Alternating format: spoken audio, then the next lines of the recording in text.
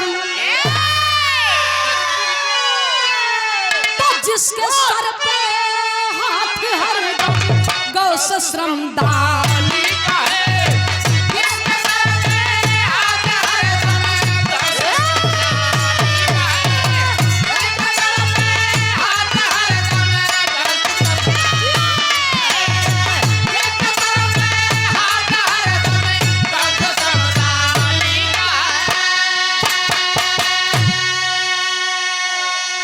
जिसके सर पे हाथ हरदम तो गांव से श्रमदानी का है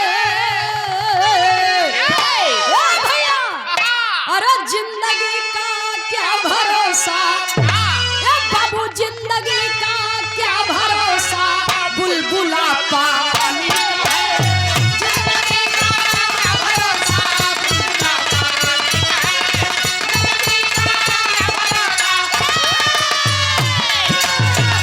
जिंदगी का क्या भरोसा,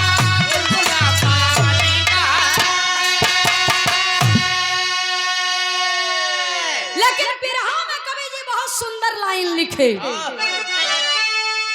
अरे दिल से दिल की बात होती या भैया, दिल से दिल की बात होती, दिल रुबा दिलदार से। दिल से दिल की बात होती, दिल रुबा दिलदार से। दिल से दिल की बात होती,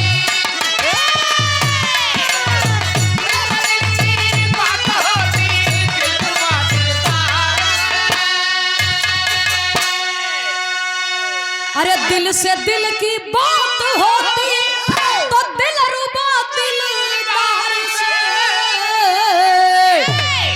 अरे शमशीरों की प्यास बुझती तो शमशीरों की प्यास बुझती, रक्त रंजित धार से।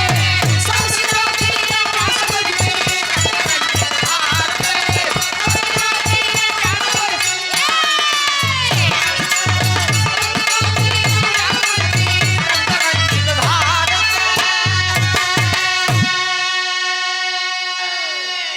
से दिल की बात होती, दिल रुबा दिलदार से। अन्यथा मत लीजिएगा, आत्मा परमात्मा की बात है। परंतु शमशीरों की प्यास बुझती रक्त रंजित धार से। कहानी का शुरुआती होने से बात कहना है मास्टर साहब।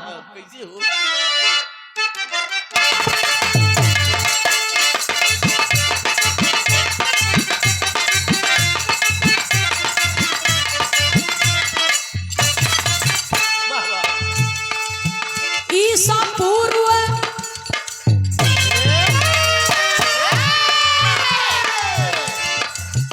ईसा पूर्व 304 की कहानी थी।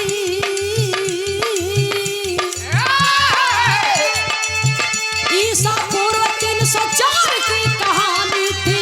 अष्टमी शुक्ल पक्ष चैत्र माह आनी थी।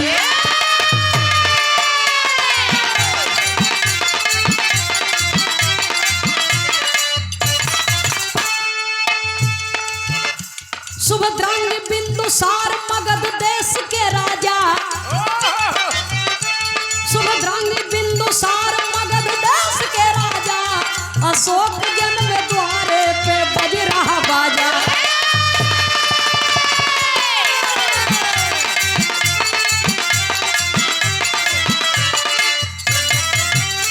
सौतेले बड़े भाई थी सुसीम की नदानी, सौतेले बड़े भाई थी सुसीम की नदानी, ये कहीं साथ में दोनों की थी रानी।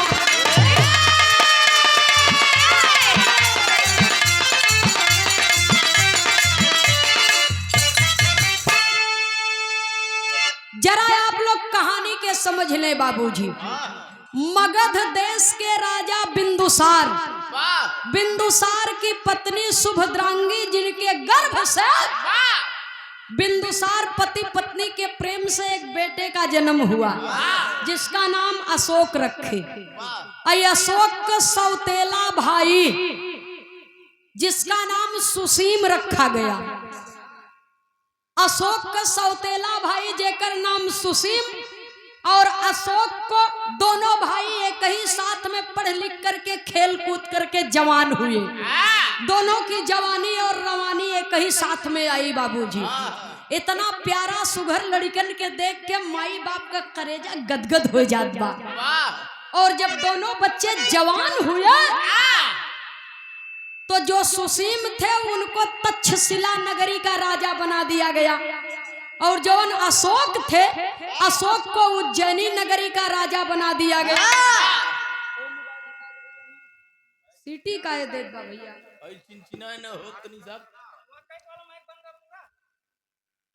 हरनवा थोड़ा कम कह दे, सिटी न दे। छोटे से बिरहा बा, बहुत ज्यादा लंबा बिरहा नहीं बा, वही में सिटी उटी दे लगे थे तो दिमाग बहुत जाता।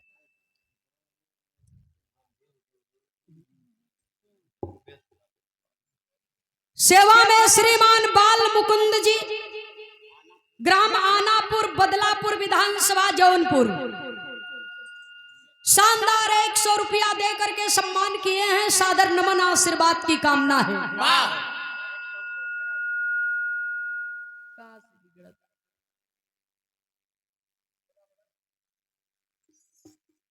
तो अशोक कुमार जब अपनी राजधानी को जाने लगे तो विदिशा सेठ की लड़की संघमित्रा के साथ में उनका विवाह हुआ।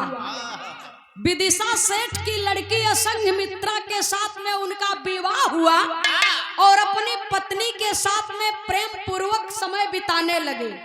अशोक अपनी पत्नी के साथ में समय बिताने लगे तो एक बेटा हुआ जिसका नाम महेंद्र रखा गया और एक बिटिया हुई जिसका नाम संघमित्रा रखा गया। अब धीरे धीरे समय बीतने लगा, लेकिन सुसीम तो तक्षशिला के राजा बन गए।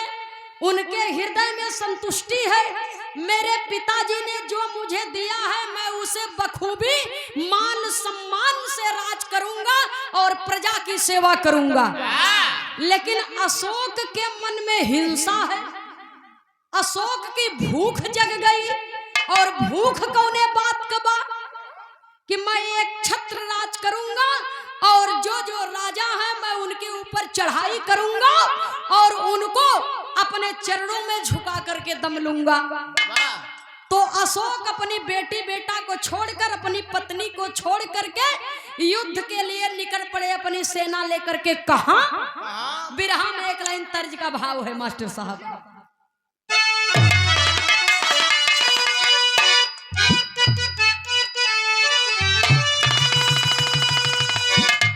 अरे कौन करनवा त कौन करनवा, अरे शहर भागे ये कौन करनवा शहर भागे रे पिया पपिया के बोलिया जहर लागे, पिया पपिया के बोलिया जहर लागे, पिया पपिया के बोलिया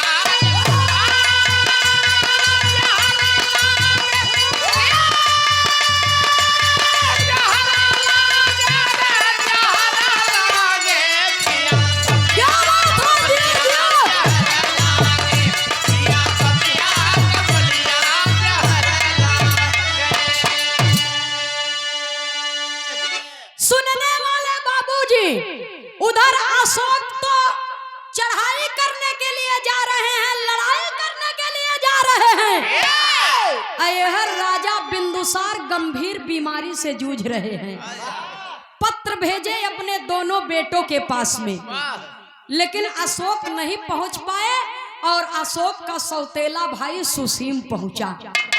सुसीम पहुंचा, पिताजी की सेवा सत्कार कर रहा है, लेकिन अंतिम समय आ गया है, इसलिए बहुत इंतजार किए अशोक का राजा बिंदुसार, लेकिन अशोक आए नहीं। तो इंतजार करते करते समय आ गया बाबूजी, मगध देश के राजा बिंदुसार का प्राण पखेरु उड़ गया, उनकी मृत्यु हो गई। और जब मृत्यु हो गई तो मरने से कुछ क्षण पहले ही उन्होंने अपने बेटे सुसीम को कहा था कि अशोक तो नहीं आया, इसलिए मेरे मरणों उपरांत मगध देश के राजा भी तुम होगे। तो पिता का अंतिम क्रिया कर्मठ किए और मगध देश के राजगद्दी पर बैठ गए। अब जब दूसरे राजा के तरफ चढ़ाई करने जा रहे थे, अशोक अपने भाई के ऊपर घूम गए, भाई के ऊपर चढ़ाई कर दिए। सौतेला है तो क्या है तो भाई ही। तो जब भाई सुसीम के ऊपर चढ़ाई कर दिए तो कहते क्या है,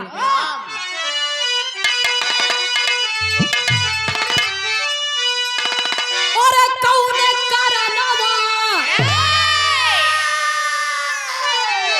तो कौन करनवा, अरे भूलाया बपई, कौन करनवा भूलाया बपई, हमारे तनवा में यगिया लगाया बपई, हमारे तनवा में यगिया लगाया बपई, हमारे तनवा में यगिया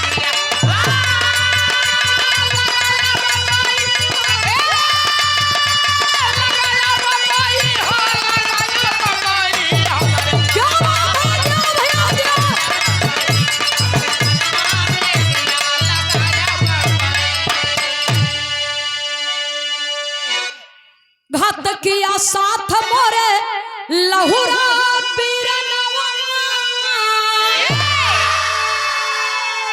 रण मैदान में होई घमासान, रण मैदान में होई घमासान, रण मैदान में होई घमासान। ए भाई भाई में झगड़ा, भाई भाई में झगड़ा लगाया बपई, मोरे तनवा में लगिया, मोरे तनवा में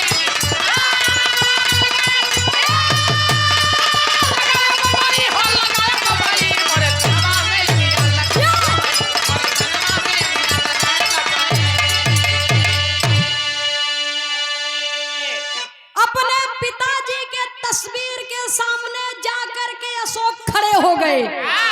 कौन कहे कि पिताजी को श्रद्धांजलि समर्पित करने के लिए पिताजी से कहते हैं कि आप मेरे पिता थे, लेकिन आप किसी अन्यायी राजा से कम नहीं थे। ये आपने क्या किया, मेरे हिस्से की जायदाद मेरे सौतेले भाई को आपने दे दिया। मैं आपका बेटा हूँ, मैं आपका बेटा हूँ, मैं आपका खून हूँ। अहंकार में भूल गया कि ऊहो के भीतर तो हमारे बापे के खून बा। भले दूसरी माँ के गर्भ से पैदा हुआ है तो क्या हुआ, लेकिन है तो मेरे पिता का ही अंश।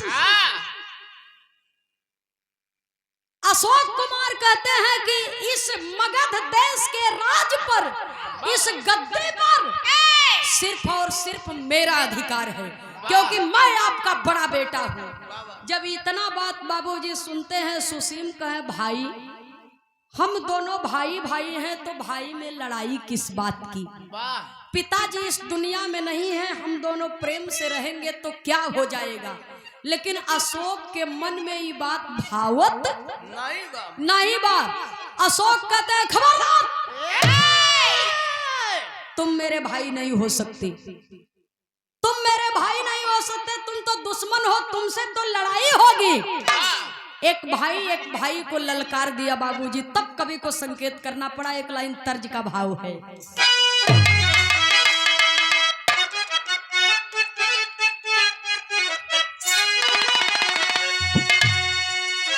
अरे मोरे पिछवा सोनार के दुकानी, सोनार के दुकानिया, सोनार के दुकानिया, सोनार के दुकानिया, सोनार के दुकानिया।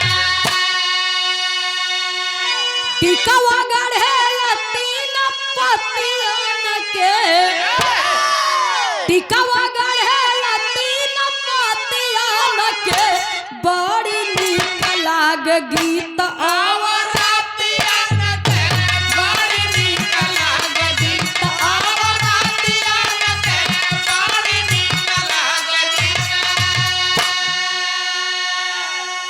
लेकिन बिरहा में भाव है। सुसीम भी ललकार दिए, जो उन्हें बाप का औलाद तू तू हुआ वही बाप के औलाद हम हई, तो हम तो से तनको कम नहीं है। सुशील भी ललकार दिए तो हुआ क्या? अरे कैले है चढ़ाई, कोयले चढ़ाई लई के भारी ला सगरिया, भारी ला सगरिया, भारी ला सगरिया, भारी ला सगरिया, भारी ला सगरिया। अरे तेगा चले दू ना हो बीरानवन में, तेगा चले दू ना हो बीरानवन में, रक्त धार उड़े जामी आसमान में, रक्त धार उड़े जामी आसमान में, रक्त धार उड़े जामी। खूनावा ही खूनावा के आज ललकार, खूनावा ही खूनावा के आज ललकार, खूनावा ही खूनावा के आज ललकार। रण में खड़ा भाई भाई भाई के दहाड़, रण में खड़ा भाई भाई भाई के दहाड़, रण में खड़ा भाई भाई भाई के दहाड़। अरे सुसीम बीरगति पाए मोयतन से, रक्त धार गिरे जमी आसमान से। दोनों भाई में लड़ाई छिड़ गई बाबूजी, तेगा तलवार बजने लगा, वीर से वीर भिड़ करके लड़ने लगे। और उस लड़ाई के दरमियान अशोक की सेना सुसीम की सेना पर भारी पड़ी, सेना भी मारी गई और भाई भाई के लड़ाई में सौतेला भाई सुसीम लड़ते लड़ते वीर गति को प्राप्त हो गया। एक भाई के द्वारा दूसरे भाई का कत्ल हो गया बाबूजी, दूसरे भाई की गर्दन कट गई। तो भाई भाई के लड़ाई में सुसीम बाबूजी वीर गति को प्राप्त हो गए। और जब सुसीम वीर गति को प्राप्त हो गए तो मगध देश पर भी कब्जा कर लिए अशोक। और जिस समय सुसीम लड़ाई करते करते वीरगति को प्राप्त हुए थे, उस समय सुसीम की पत्नी सुमना गर्भवती थी। और इतना हदस उसके हृदय में हो गया, इतना भय हो गया कि हो सकता है अशोक मेरे पति को मार दिया है और मेरे ऊपर भी वार न कर दे, मेरा बच्चा इस दुनिया में आने से पहले ही मर जाए। तो न रही बांस न बजी बांसुरी, न हम हिया रहब, न पापी का नजर हमारे ऊपर पड़ी।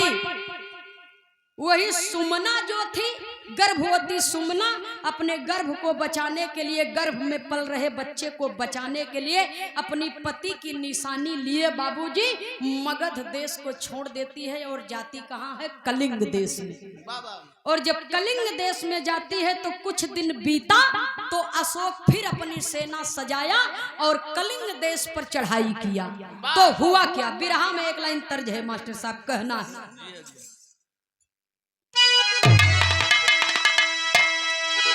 जब कलिंग देश पर चढ़ाई किया तो हुआ क्या?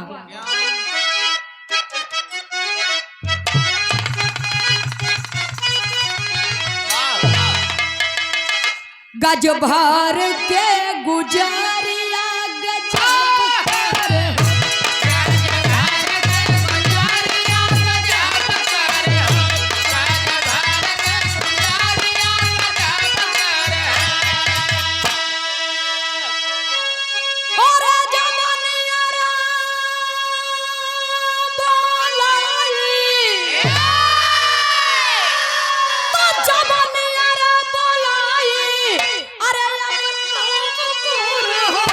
गज भर के गुजरिया गज भर के गुजरिया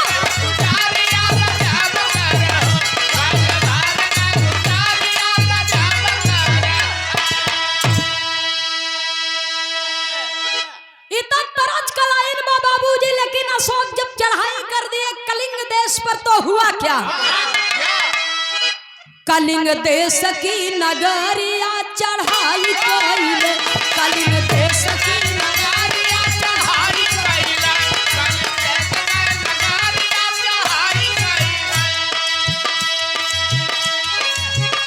चैत्र राज के लसगर से,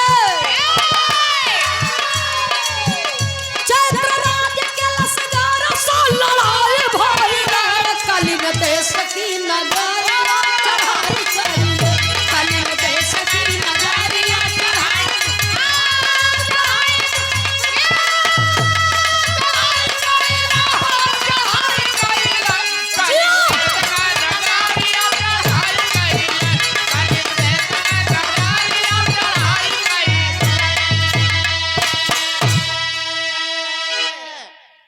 लसिया पे लाश गिरल रण मैदानवा, कितन कटाई गइल वीर गर्दनवा,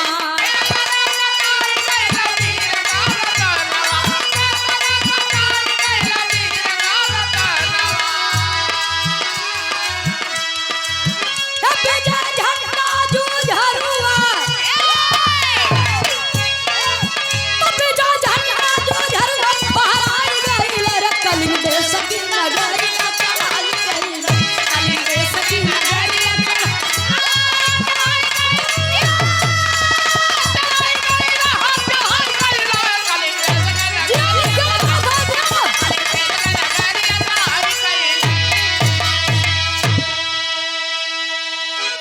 अपनी विशाल काय सेना लेकर के अशोक कुमार कलिंग देश के राजा चैत्र राज को ललकार दिए, और लड़ाई का परिणाम ये निकला कि जिस प्रकार से अशोक के सौतेला भाई सुसीम हारा था, लड़ाई करते करते वीर गति को प्राप्त हो गया, उसी प्रकार से चैत्र राज भी लड़ाई करते करते वीर गति को प्राप्त हो गए, और चैत्र राज भी वीर गति को प्राप्त हो गए। बाबूजी, चैत्र राज के महल पर कलिंग देश पर अशोक ने कब्जा कर लिया। अयहर सुमना जो अशोक के सौतेले भाई सुसीम की पत्नी थी, सुमना उसी कलिंग नगरी में रह रही है। कलिंग देश के एक परिवार में परिवार के मुखिया हैं, अपनी धर्म की बहन मान करके सुमना को आश्रय दिए हैं। धीरे धीरे समय बीता बाबूजी। एक दिन सुमना बरगद के पेड़ के नीचे बैठी थी। जब प्रसव पीड़ा करीब आया तो सुमना ने एक पुत्र को जन्म दिया, एक पुत्र को जन्म दिया और बरगद के नीचे बैठी थी।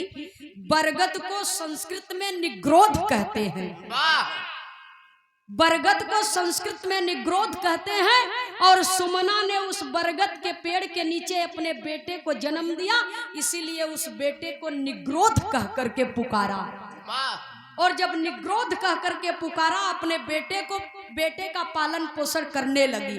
धीरे धीरे बेटा जब चलने लगा बाबूजी, तो बाल्य अवस्था में ही बेटा बोलना नहीं जानता है ढंग से, चलना नहीं जानता है, अभी माँ के स्तन का पान कर रहा है, लेकिन उसके मन में मानो एक अलग छवि है।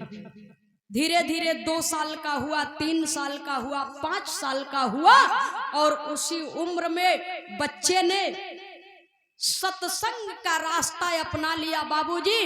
बौद्ध धर्म का प्रचारक बनने लगा और भक्ति का मार्ग बताने लगा सबको। धीरे धीरे 2 साल और उम्र बीती। उम्र कितनी है? महज 7 वर्ष। 7 वर्ष की उम्र। वही सोचा 7 वर्ष के लड़का के कितना बुद्धि हुई, लेकिन हम नहीं कहते, अपन इतिहास कहता। उस 7 वर्ष का लड़का बौद्ध धर्म से शिक्षा दीक्षा लेकर के प्रचार प्रसार करने लगा, सबको सत्य अहिंसा का मार्ग बताने लगा। और राजा अशोक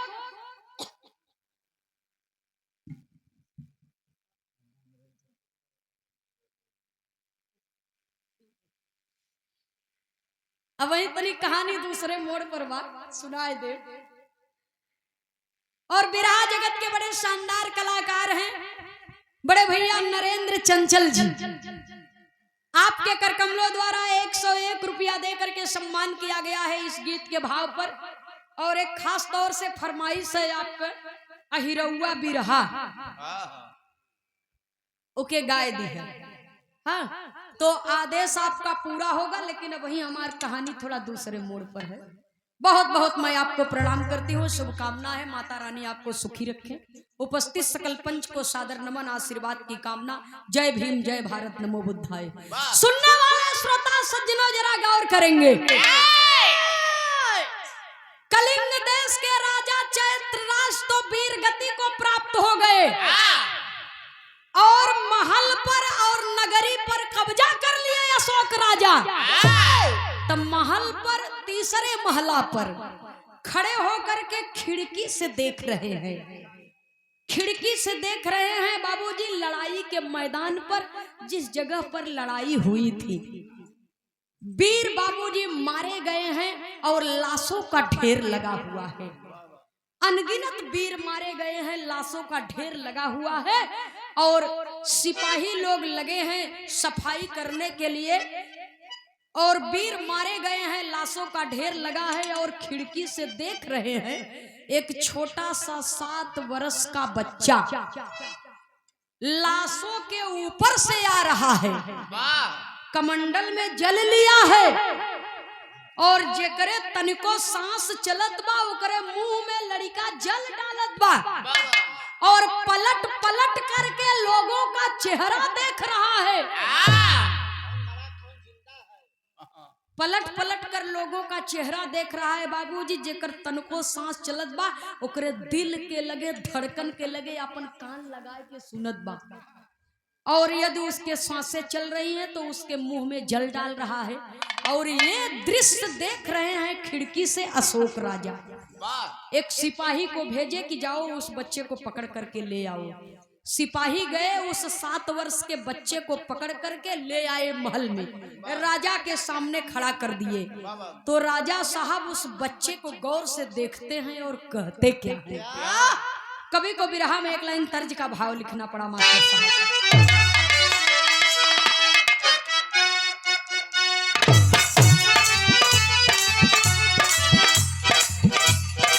बुंदेलखंडी तर्जबा कोनो दुल्ही अपने दुल्हा से कहे रहे, मोए प्यार करो भरतार भरतार सिलवाई देर चोली रे।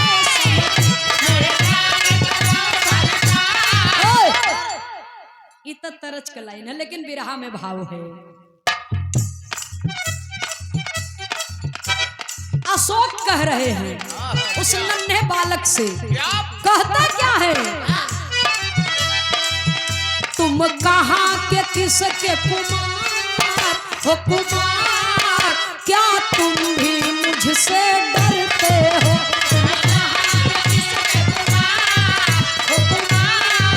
क्या तुम भी मुझसे डरते हो।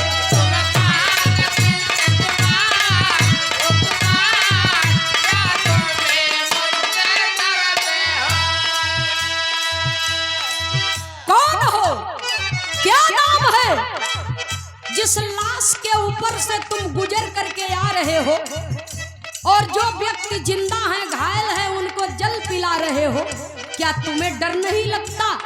बच्चे ने कहा नहीं। क्या मुझसे भी डर नहीं लगता। तब वो लड़का कहता, बालक बोला सत मृत्यु यहाँ,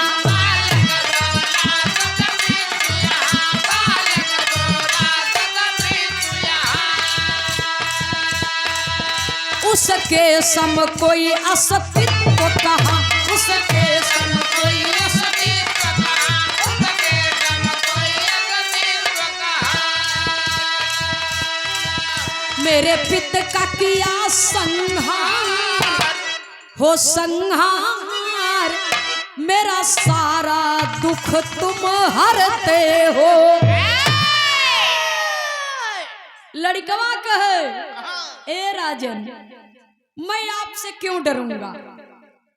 अशोक ने कहा, तुमको मुझसे डर नहीं लगता। सारी दुनिया मेरा नाम सुनकर के डरती है। बड़े से बड़े वीर, बड़े से बड़े बहादुर, बड़े से बड़े लड़ाकू मेरा नाम सुन करके कांप जाते हैं। लेकिन तुम्हें डर नहीं लगता क्या? मृत्यु से भी भय नहीं लगता है तुम्हें?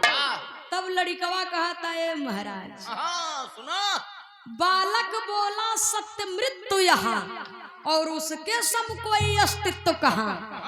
मौत तो सत्य है, मृत्यु तो सत्य है और मौत के सामने किसी का अधिकार कहाँ है, किसी का बस कहाँ चलने वाला है। और इतना ही नहीं, मेरे पिता का किया संहार, मेरा सारा दुख तुम हरते हो। मैं मौत से नहीं डरता और आपने तो मेरे ऊपर उपकार किया है राजन। कैसा उपकार? मेरे पिता सुसीम थे, मगध देश का राजा बन गए, इसलिए आपके मन में ईर्ष्या हो गई। आपने लड़ाई किया, मेरे पिता का संहार कर दिया। उस लड़ाई में मेरे पिता मारे गए और मैं उन्हीं का पुत्र हूं। मेरे पिता को मार करके आपने मेरे ऊपर उपकार किया है। तब तो अशोक सहम गए। अरे बाप रे बाप, इसके मन में क्या भाव है और ऐसा क्यों बोल रहा है? एक लड़का कोई और हो तो कहत कि सरऊ हमारे बाप के मारे है, एक दिन तोहू के मारब जरूर।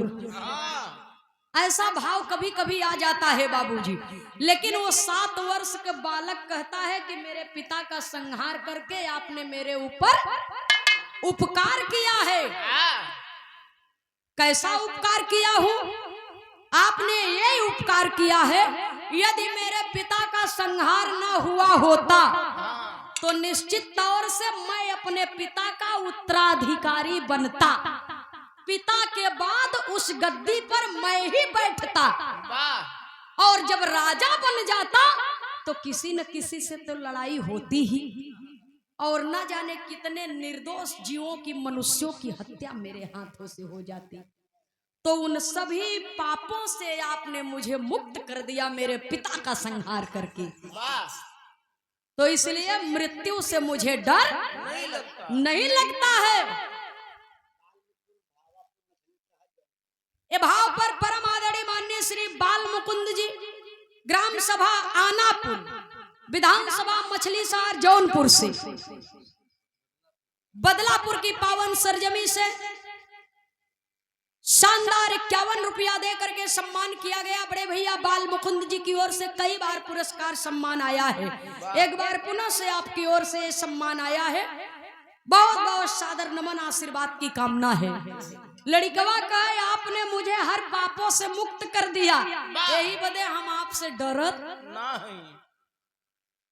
जब इतना बात सुने बाबूजी अशोक तो घुटनों के बल बैठ गए और उस बच्चे के सामने हाथ जोड़ करके आंखों में अश्रु की धारा लिए मानो पश्चाताप की अग्नि में जल रहे हैं। छोटे से बच्चे जिसकी उम्र महज 7 वर्ष की है, उस बच्चे से इतने बड़े राजा को मानो आत्मज्ञान हो गया और आंख में अश्रु की धारा लिए एक बात कहते हैं। विरह का आखिरी तर्ज है, एक लाइन भाव है मास्टर साहब, कहना है। अच्छा, कवि को विरह शैली में टेरी के भाव में लिखना पड़ा।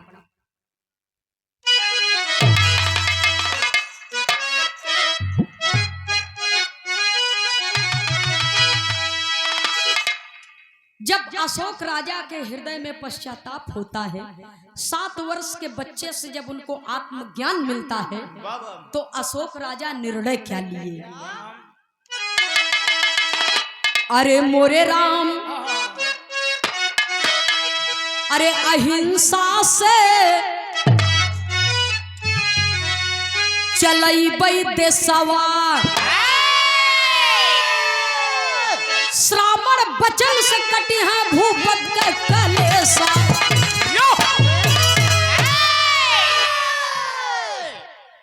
मुझे सतमार्ग बता दो बेटा, आप आपसे मुझे आत्मज्ञान मिला है, इसलिए आप मेरे गुरु बन जाइए, मैं आपका शिष्य बन जाऊंगा।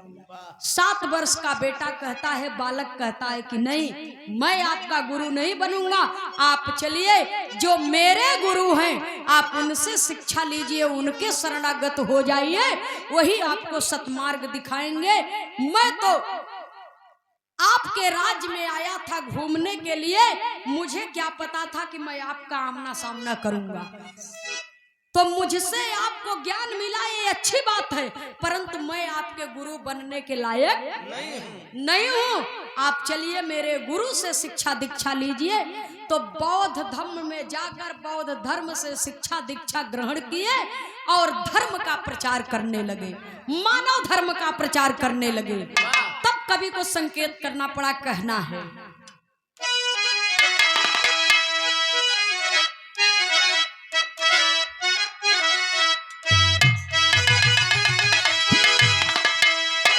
यो जमाने का गीत बा, तब मोबाइल वाला सिस्टम नहीं रहा। अब तो देख देखवारी होत बा, तिलक बर अच्छा हो जात बा, मोबाइल स्पेशल गिफ्ट में मिलता। लड़की लड़का के बातचीत जारी बा, मिलना मिलाना जारी बा, पता नहीं बियाह होए कि न होए, एकर कोनो गारंटी नहीं बा। हो थोआवत पता नहीं का होए, भगवाने जाने, लेकिन मिलना मिलाना बातचीत जारी है।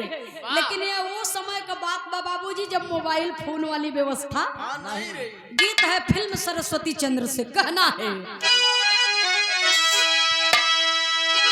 फूल तुम्हें भेजा है खत में, फूल तुम्हें भेजा है खत में, फूल नहीं मेरा दिल है, फूल तुम्हें भेजा है खत में, फूल नहीं मेरा दिल है, फूल तुम्हें भेजा है। प्रियतम मेरा खत में लिखना, क्या ये तुम्हारे काबिल है? प्रियतम मेरा खत में लिखना, क्या ये तुम्हारे काबिल है? फूल तुम्हें भेजा है खत में, फूल नहीं मेरा दिल है, फूल तुम्हें भेजा है खत में, फूल नहीं मेरा दिल है। इस बिरहा के गजल में एक लाइन कवि लिखे हैं, मैंने पहले ही गाया, दिल से दिल की बात होती दिल रुबा दिलदार से, वो बात यहाँ लागू होती है। जब सत्य का भान हुआ तो सत्य के मार्ग पर चलना कितना कठिन होता है बाबूजी, मंजिल को पाना कितना कठिन होता है, ये तो उसी के हृदय से पूछिए जो सत्य के मार्ग पर चलता है। कहना आसान है परंतु करना कठिन है। अशोक को सत्य का भान हुआ तो आत्मा रो दी, दिल रो दिया, तो हुआ क्या? दिल की बातें सुनकर दिलवर, दिल की बातें सुनकर दिलवर, दिल रोया आहे भर के, दिल की बातें सुनकर दिलवर, दिल रोया आहे भर के, दिल की बातें सुनकर दिलवर। दिल ने पुकारा दर्द हमारा, आ पाए बन के रहबर, दिल ने पुकारा दर्द हमारा, आ पाए बन के रहबर, दिल की बातें सुनकर दिलवर, दिल रोया है भर कर, दिल की बातें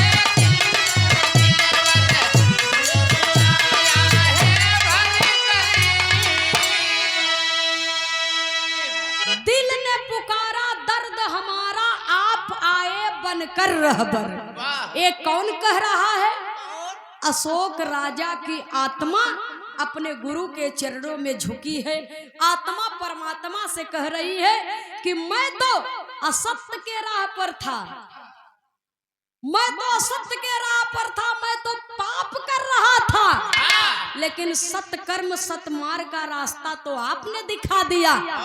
इसलिए हृदय की गहराइयों से मैं आपको प्रणाम करता हूँ, हृदय की गहराइयों से मैं आपको प्रणाम करता हूँ, आपको नमन करता हूँ। मुझे अपने शरण में ले लीजिए और अपने शिष्य के रूप में स्वीकार कीजिए। और जब सत्य का भान हुआ बाबूजी तो हुआ क्या? बिरहा में पपट के लाइन में कवि को लिखना पड़ा।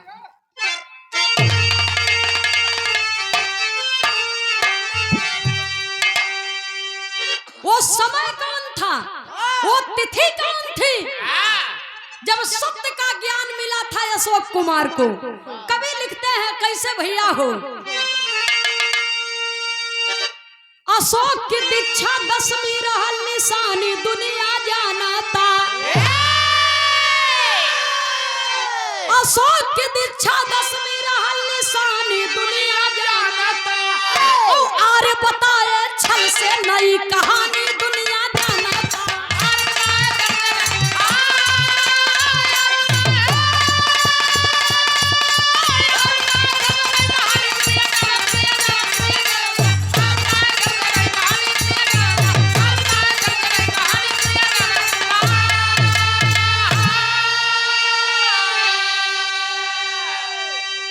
राम ने मारा रावण को, रहा चैत महीना पावन हो।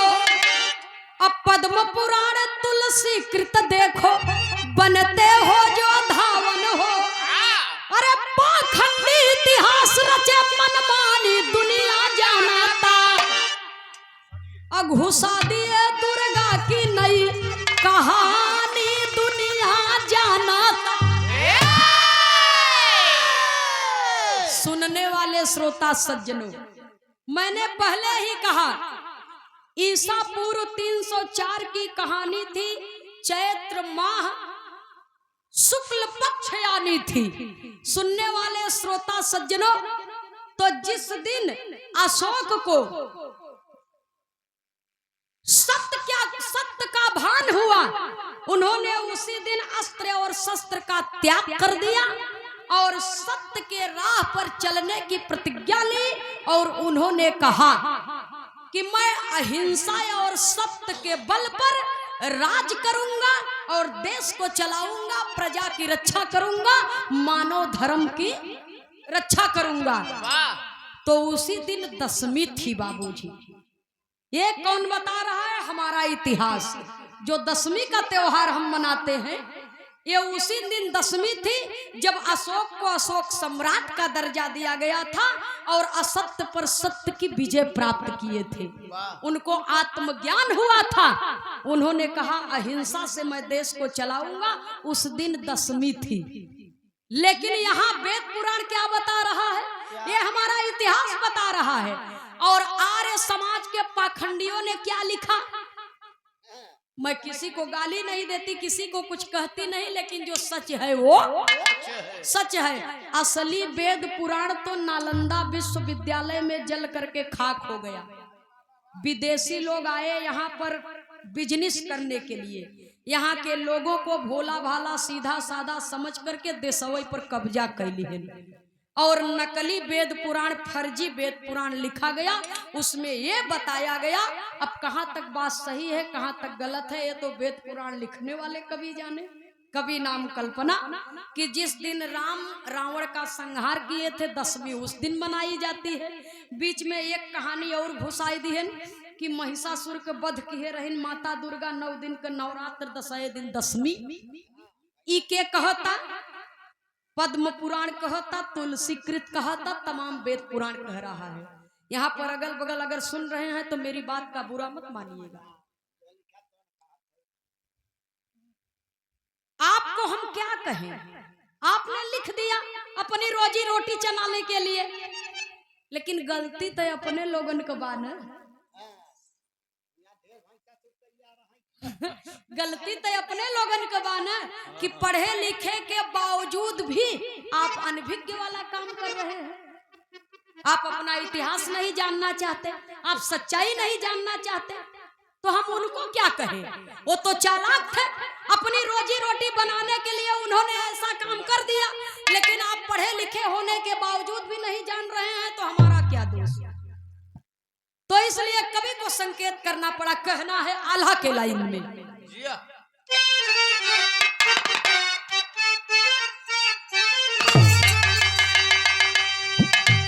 अरे भारत देशवा में आए आर्य आक्रांता बाबू, भारत देशवा में आए आर्य आक्रांता बाबू, भारत देशवा में आए आर्य आक्रांता बाबू। छल से हमारा देशवा में लिहले ठिकान, छल से हमारा देशवा में लिहले ठिकान। भोले भाले लोगन के मानवता धर्मवा भैया, भोले भाले लोगन के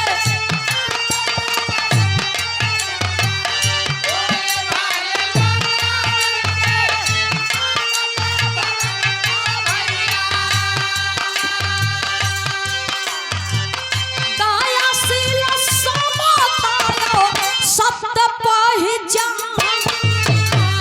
दयाशील समतायो सत्य पहिचान।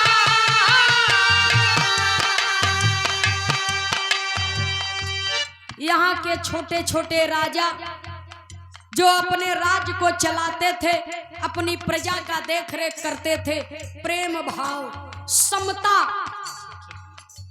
मानवता का प्रचार प्रसार करते लोग। पैसा कम था बाबूजी, आमदनी कम थी, लेकिन लोगों में एकता थी, अखंडता थी। चतुर चालाक लोग, चंठ लोग जब यह नगरी में आए, भारत भूमि में, तो यहाँ के लोगन का सीधा साधा सिधाई का नाजायज फायदा उठाए, मूर्ख समझ लिए। ये सारे मूर्ख हैं, इन्हन के कुछ ज्ञान नहीं बा, कब्जा कर लिए और राजाओं को आपस में लड़ा करके स्वयं राजा बन बैठे। तो कवि को लिखना पड़ा, होई के गुलाम झंखई भारत के लोगवा भैया, होई के गुलाम झंखई भारत के लोगवा भैया, होई के गुलाम झंखई भारत के लोगवा भैया। छुआ छूत रोग दिए सब में फरमान, छुआ छूत रोग दिए सब में फरमान। एक लाइन कवि जी बड़ी करुणा के साथ और पश्चाताप के साथ लिखते हैं बाबूजी, अरे गुलामी वाली बेड़िया तब सबके जकड़ ली हरे भैया, गुलामी वाली बेड़िया तब सबके जकड़ ली हरे भैया, गुलामी वाली बेड़िया तब सबके जकड़ ली हरे भैया। तीज त्योहारवा में बहुजन बौरान, तीज त्योहारवा में बहुजन बौरान।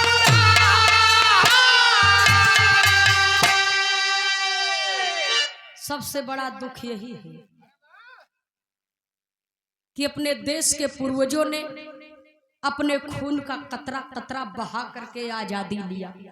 इस देश को आजादी दिलाने में न जाने कितने माओ की गोश सूनी हो गई बाबूजी, और न जाने कितने बहनों का रक्षाबंधन का त्योहार सूना हो गया, न जाने कितने सुहागिनों का सुहाग लुट गया, और न जाने कितने बच्चे अनाथ हो गए। तब जाकर के इस देश को आज़ादी मिली। लेकिन आज़ाद भारत में भी शिक्षा होने के बावजूद, ज्ञान होने के बावजूद अज्ञानता में लोग भटक रहे हैं। तीज त्योहारवा में बहुजन बौरान, वाह। इसीलिए मैंने कहा जब से जागा तबई सवेरा, हाथ जोड़ के निवेदन बा कि अपने देश के लिए, अपनों के लिए, अपने पूर्वजों ने जो बलिदान दिया है, अपने पूर्वजों के नाम पर गाली मत बनिए, अपने आप को पहचानिए। क्योंकि अपने देश में भारत भूमि के मूल निवासी रामासामी पेरियार जैसे, ललई राम यादव जैसे, ललई सिंह यादव जैसे महान कवियों ने सबको जगाने का प्रयास किया बाबूजी। और हम तो सौभाग्यशाली हैं कि उस देश में जन्म लिए हैं। और मैं बेटी हो करके आज बिरहा गा रही हूँ, मंच पर बोल रही हूँ बाबूजी। किसी की बेटी थी, किसी की बहन थी, किसी की पत्नी थी, शिक्षा की देवी, भारत देश की पहली शिक्षिका, जिन्होंने दुर्गति सह करके बाबूजी, अपमान सह करके इस दुनिया में बहु बेटियों का अधिकार दिलाने की लड़ाई लड़ी, माँ सावित्रीबाई फूले। आर्य समाज के लोगों ने उनकी बड़ी दुर्दशा की, लेकिन माँ ने हार नहीं माना और अपने देश की बहु बेटियों के मान सम्मान के लिए वो देवी लड़ती रही, लड़ाई लड़ती रही बापूजी। तो ऐसे देवी के सम्मान के लिए एक बार जोरदार तालियों से उनका सम्मान किया जाए, श्रद्धा सुमन समर्पित किया जाए।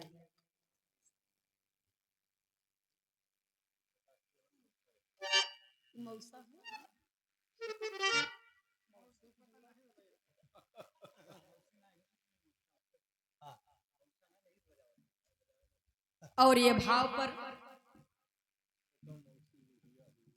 मार्मिक भाव पर, इस भाव पर, इस सच्चाई पर, हमारा दुलरुआ भाई हुआ, ये सच्चाई है।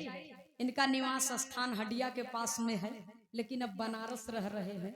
जिस शहर का, जहाँ की मिट्टी पारस है, उस शहर का नाम बनारस है। बनारस की धरती भी बड़ी ऐतिहासिक सरजमी है। दीवाना भैया, आपको याद हो या ना याद हो, शायद हमारी आपकी गायकी 1-2 साल आगे पीछे की हुई होगी। और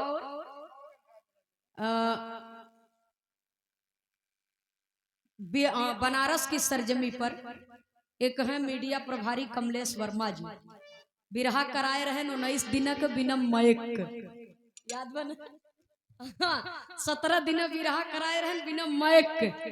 तब प्रथम हम गावे गई रहे बनारस, हमारा और दीवाना भैया के बिरहा वहां भरा बगैर माइक। हाँ, गुरुधाम चौराहा बनारस में बजने ही नहीं दिए, वही तो तब होएगा ना बिना माइक। इतना ऊपर बहादुर को बहादुरी देखा कि 17 दिन बिरहा उन्होंने करा दिया। हाँ, बिना माइक का हम लोग गाय के चला आए। तो बनारस की सरजमी पर आप रह रहे हैं इस समय, और इस सच्चाई पर, इस लाइन पर आपकी ओर से ये पुरस्कार आया है। सुंदर पुष्पहार, बहुत सारा रुपया पुरस्कार। 50 रुपया पुरस्कार हमरे विकास भैया कहत हुए कि सूरदास मास्टर साहब हमार मौसा हैं। हाँ, जाए टाने के लिए 50 रुपया पुरस्कार बा सूरदास मास्टर साहब आपके लिए। अब ये लड़का का, आपके लड़का को प्यार दुलार हो आपके लिए। एक लैले पैसा ज्यादा मोहम्मद बाबा करे, वो कहत है मौसा, तो कहत है मौसी है नहीं, मौसा तब से बनेगी। तो संतोष करा वहीं पर, मौसी रहे न रहे, लेकिन मौसा ही है। बहुत बहुत इनको शुभकामना है। जय भीम, जय भारत, नमो बुद्धाय।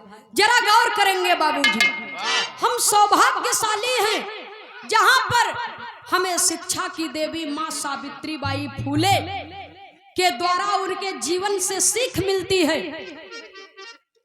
मानवता के धर्म का प्रचार करने वाले महात्मा गौतम बुद्ध जी ने जन्म लिया।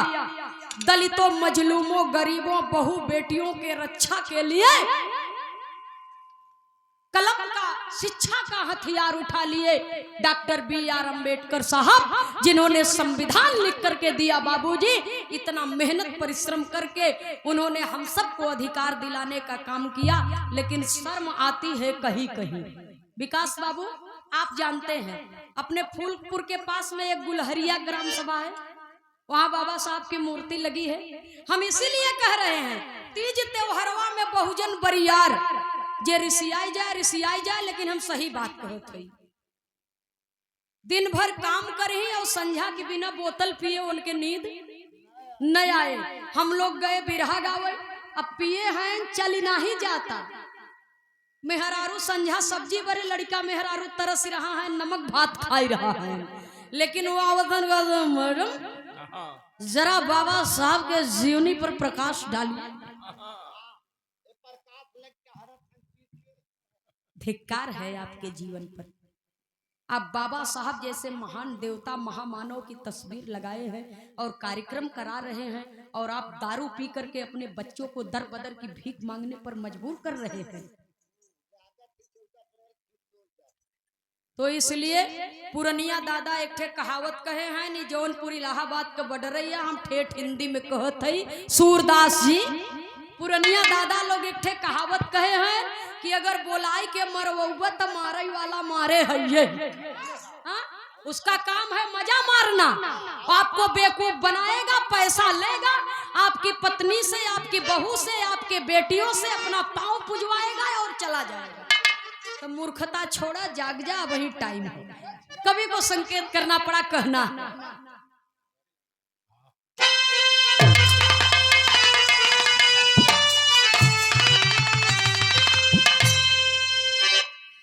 अरे दिल दिमाग से चेता, अरे दिल दिमाग से चेतबा, अब तू नहीं बोलावा, कब तक साहबा मोरे भैया गुलामी कोड़वा।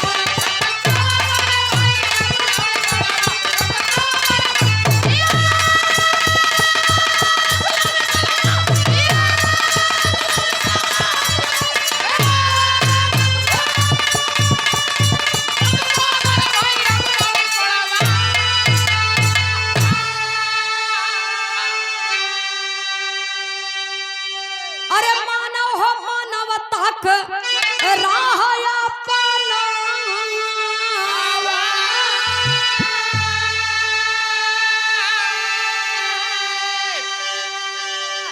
अब बन के ना हर देशवा का लाजिया बचा।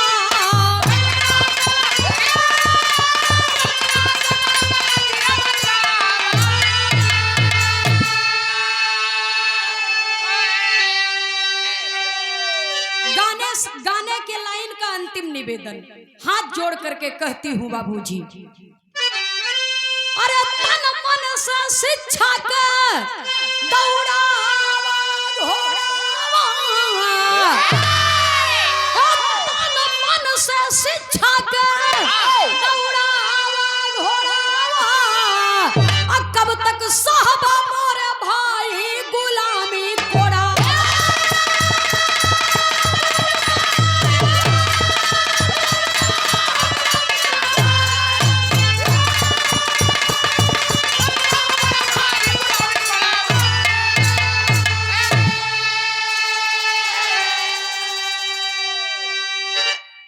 बाबा साहब ने कहा है कि शिक्षित बनो, संघर्ष करो, संगठित रहो।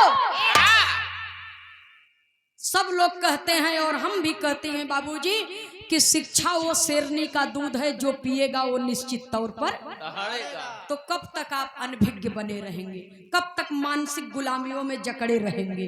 तो तन मन से शिक्षा का दौड़ावा घोड़ावा, कब तक साहबा मोरे भाई गुलामी कोड़वा। आखिरी लाइन में खानदान के परिचय के साथ में कवि को संकेत करना पड़ा, और आप हैं हमारे शिष्य श्री लवकुश सिंह आंधी। हाँ, अबई का डर लगत है, अबई तो पैदा ही होता है बिरहा में, तनी जवान तो हो इधर, तब देखा तो हवा घिर रही है। आपके बगल की सरजमी है, ज्यादा दूर नहीं, ग्राम सभा नेदुला जंघई प्रयागराज। अभी अभी बिरहा में इनका पदार्पण हो रहा है, सीख रहे हैं। और एक गीत दीवाना जी से आप लोग सुनिएगा।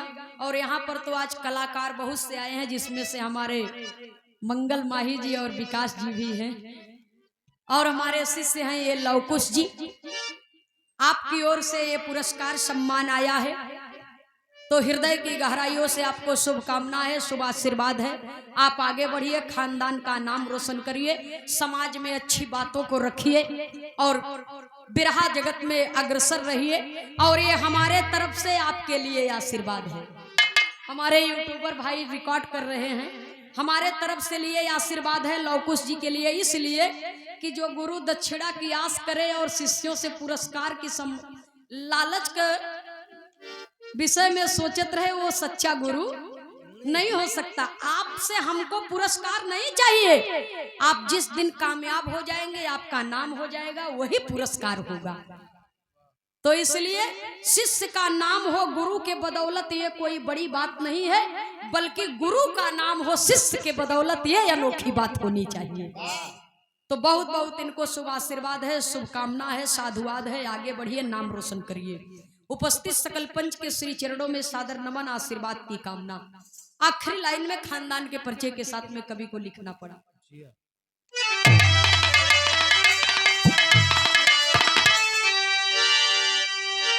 स्वामी सीताराम हित भाई लाल जी स्वर्ग बसैया, कविवर विजय बुल्लार यादव की प्रेषित है कवितैया।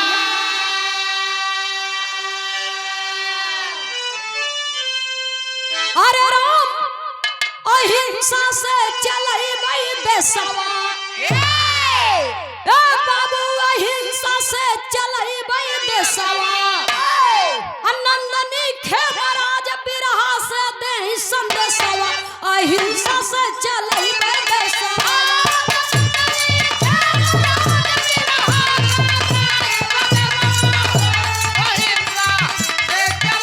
जय हो जय हो।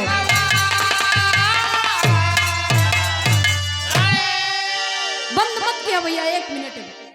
ये बुआ लोग हमार बैठ के वहां